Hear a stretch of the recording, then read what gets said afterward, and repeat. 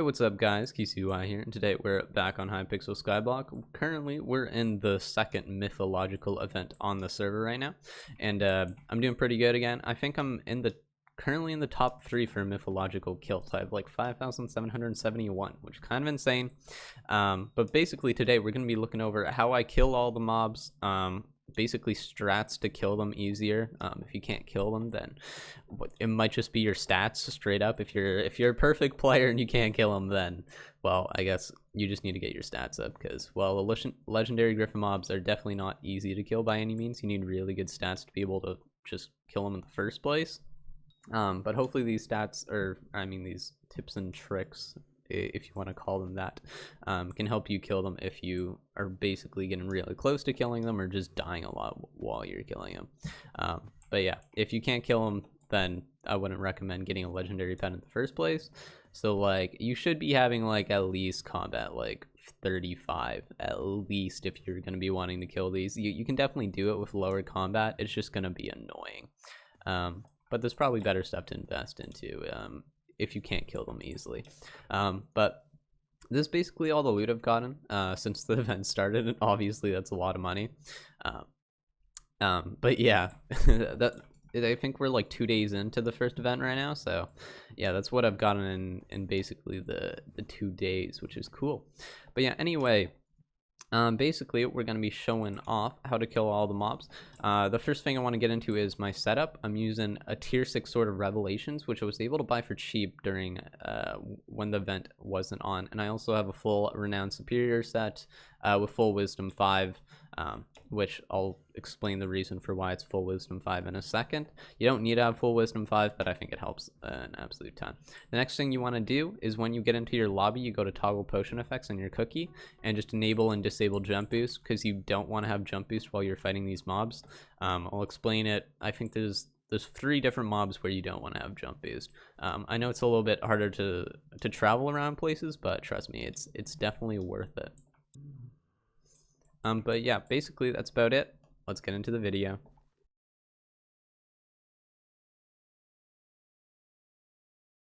The Siamese cats, or they're also called the Siamese lynxes, are pretty easy to kill, honestly.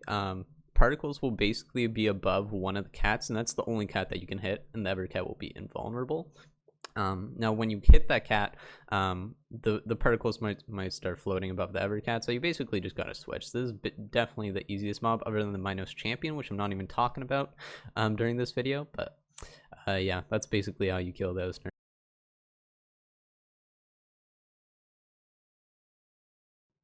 The next mob is the Minotaur. This one's pretty easy to kill. The only thing that I really wanted to point out is that the axe that it throws is actually basically has a huge hitbox, and it can make it really slow to kill these guys or to swing at them.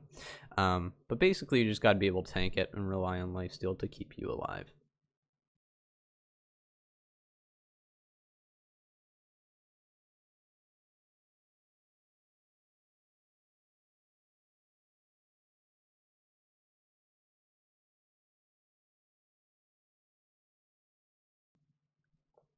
The next mob is definitely by far, in my opinion, the hardest mob to kill, and the one that you'll probably have the highest death rate to, is the Gaia Construct. Now this guy, it basically has 2 ways of damaging you. It has one, the lightning strike that will strike on the ground every well, it depends on the health of the mob. If it's like really low health, it'll strike basically like every half second.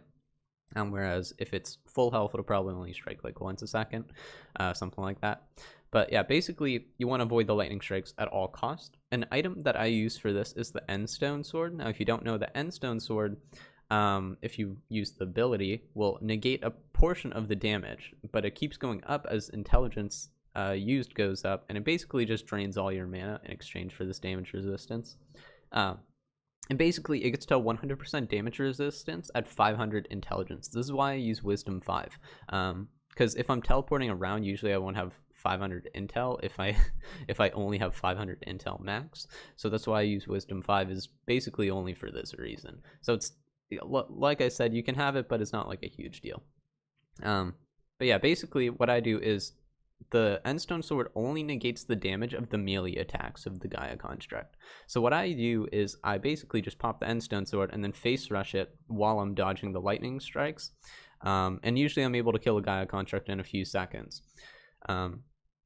I still sometimes die to them, but it's not very often. I think I'm the #1 highest kills on Gaia Constructs, despite having like 40th place for Gaia Construct deaths. So obviously I'm doing something right. So yeah, Endstone Sword's really good for it.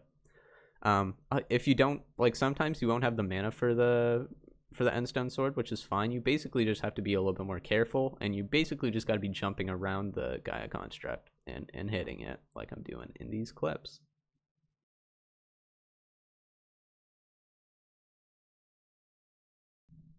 Next mob is the Minos Champion. This boy isn't too hard. You kind of just need the stats to be able to lifesteal every hit. Basically, you just don't want to let it hit you twice before you lifesteal back to full health, and you should be fine. You just need the stats for this one. There's not really much to it. You gotta just kind of try and knock it into a corner if you can. If there is no corner, it's not a huge deal. But this is where not having jump boost on is probably the hugest, because if you knock it up a block and you jump up, it can really ruin your combo. So that's why I turn off jump boost. It also helps a little bit on the Gaia Construct, but mostly jump boost is for this guy and the next mob, which is the Inquisitor. But yeah, that's all I really got to say about this one. So yeah.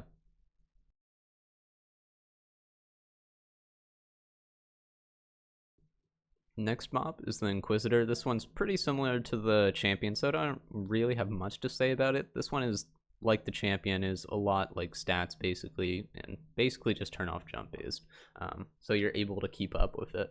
Usually I can kill these by the time I get to like around 250 to 300% damage on the Inquisitor. So even if you only have, like, let's say 400k damage, I do like 600k per hit. So if you only have like 400k, you should be able to kill it pretty easily. Anything below that, you probably won't be able to kill it, which is unfortunate. But I mean, it's only the Inquisitor. It's not a huge deal if you can't kill it. It's not like you get many drops from it in the first place. I've killed like 6 or 7 of them, which they're super rare, and they don't really drop anything. I think I've gotten like 1 crochet tiger plushie from them. That's about it. So it's not a huge deal if you can't kill it, but you just need the stats for it. That's basically about it. Anyways, boys, that's about it for the end of the video. I hope you guys enjoyed. It now is about the time where I'm uploading this video that it's probably the last chance if you want to get into the Legendary Griffin business and still make some profit. If you grind a ton in the next few days for the Griffin event, you can definitely make some profit, and well, if you have good stats, then you'll probably have a great time. But yeah, anyway, I think that's about it for the end of the video. Make sure to subscribe, make sure to like the video if you enjoyed it, and I will see you guys in the next one.